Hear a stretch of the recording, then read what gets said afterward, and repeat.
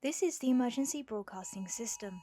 450 million people have been warned by the EU to stockpile and have enough resources to last them a minimum of 72 hours in case of crisis. With the increased threat of disease, war, natural disaster, and other emergencies, this generation is woefully unprepared to face the potential hazards of survival. Imagine a worst case scenario. It's up to you to be able to survive with the current skills you possess. Can you do it? Are you hunkering down or venturing out into the wilderness and living off grid? In a stuff hits the fan situation, preppers have already planned what to do. Depending on the type of crisis event that occurs will obviously dictate how you should react. However, the prepper community is still divided on whether it's most appropriate to dig in or bug out. I'm going to show and explain the pros and cons of bugging out for this generation, proving whether you'd be able to survive in your current state. If you have the necessary skills, knowledge, and resources, bugging out may be for you.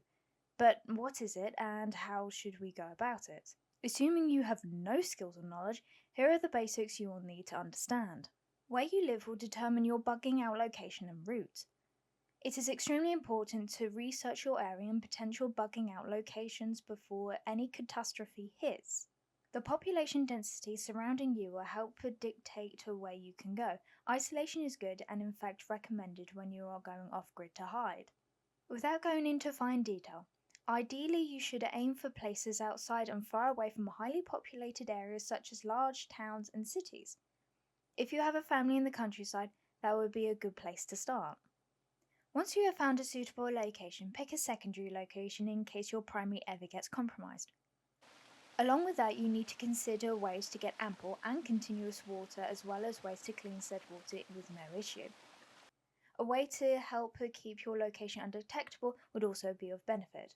Do not forget to be mindful of light discipline. The less light you use, the less attention you draw.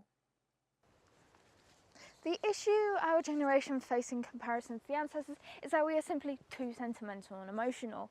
In a situation where it's survive or die, you must be logical, calculated, practical, and smart about every decision you make. No cap, survival isn't cutesy or demure.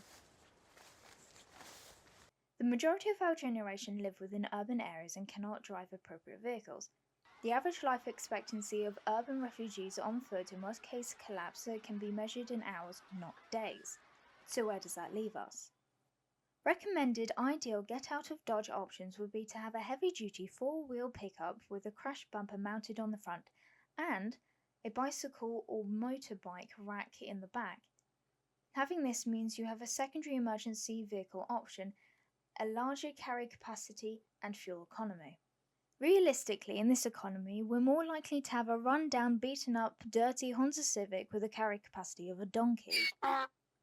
Prime advice for good options would be: do not leave too late. Do not leave on a false alarm if you are at risk of losing your job. Do not have a trailer for extra carrying capacity as it will limit your maneuverability. Have a backup vehicle in case of being boxed in, and have enough fuel for the distance from your current location to your bug out spot. Bugging out will test your logistical planning, survival skills, knowledge, and be mentally, emotionally, and extremely physically challenging. Once you have successfully escaped any urban disaster, you now need to keep yourself alive and healthy without the luxury of healthcare or a warm bed to keep you safe. The rule of 3 is very important to remember in order to prioritize your needs. 3 weeks without food, 3 days without water, 3 hours without shelter, and 3 minutes without clean air. Emergency Broadcasting System Update. The UK government posted a statement over the Easter holiday on their Stay Prepared website, advising households to stockpile on bottled water and tinned food, warning the UK citizens that emergencies are more likely to happen nationally and across the world as we see issues every day. Preparing is more relevant than ever. Now is the time to start, not later. You have chosen your bug out location and how to get there. Do you know what to take with you? Bug out bags are what will keep you going during the first stages of survival. These are your lifelines. Do not lose them. The contents of your bag can be broken down into sections. It's so easy, even a caveman can do it, like my dad. The sections you need to consider are water, food, clothing, communication, navigation, health, tools, light, heat, security, and any extras you may need. Many different groups have their own checklists, however, there is still common ground on how to pack your bob. In regards to water, you will need to consider carrying, purification, and filtration. For food, consider shelf life, energy content, ability, and equipment to cook with. Along with the shelter you have chosen, you will need to consider weight and ease of mobility. A spare change of clothing is always important to remember, and you should have items appropriate for your climate and upcoming seasons. This would take far too long to explain every tiny item you might need. I would get bored, let alone you, so instead, here is a pretty picture with the basics. Most of what you will need for long-term isolation should already be at your shelter, hidden and in date. Emergency Broadcasting System Update. The government has updated and reposted their original advice on what to do during a radiation emergency, warning UK citizens to go in, stay in, and tune in. Well done, you've made it out alive, back to your shelter and have the necessary equipment and resources. But have you considered your ability in hunting, self-defense and resilience? Hard reality check. If you have a preference of veganism or vegetarianism, the likelihood of you being able to sustain your body with enough nutrients, minerals, and vitamins is low. Any dietary preferences, allergies, or addictions you may have, as well as reliance on any medications, will seriously hamper your ability to function and therefore survive. Advice from a pro prepper is always the same. Get fit, get healthy, get knowledge, get skills, get good.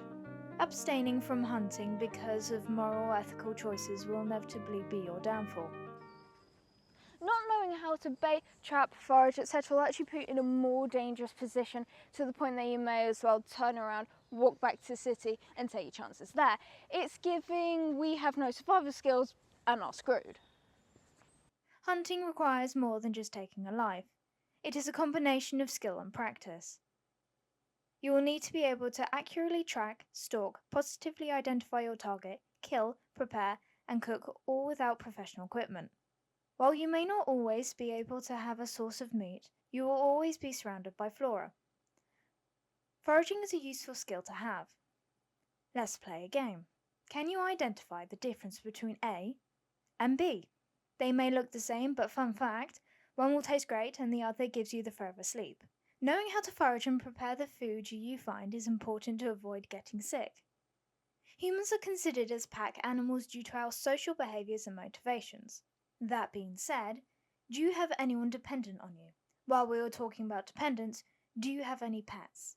If so, you're no longer responsible just for one life. You're responsible for all the others around you too. What will you do when you come across strangers? Will you fight, barter, hide, or flee? If push comes to shove, are you prepared to dispatch your pets? Think, is another mouth to feed? Is another body taking up resources? Is another source of potential food? Do you have what it takes? By the time this video comes out to you, it may very well be too late.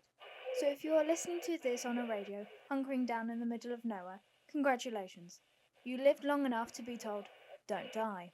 But in all seriousness, the necessary skills and knowledge have been forgotten and buried with our past generations. So let's bring it back. If none of this sounds like you, or you're not willing to fight as hard as you can for your survival, maybe bugging out isn't for you. But don't worry. Your best bet is to build supplies in your own home and digging in. See you next episode on hunkering down in urban areas. Are you ready? No? We'll get started.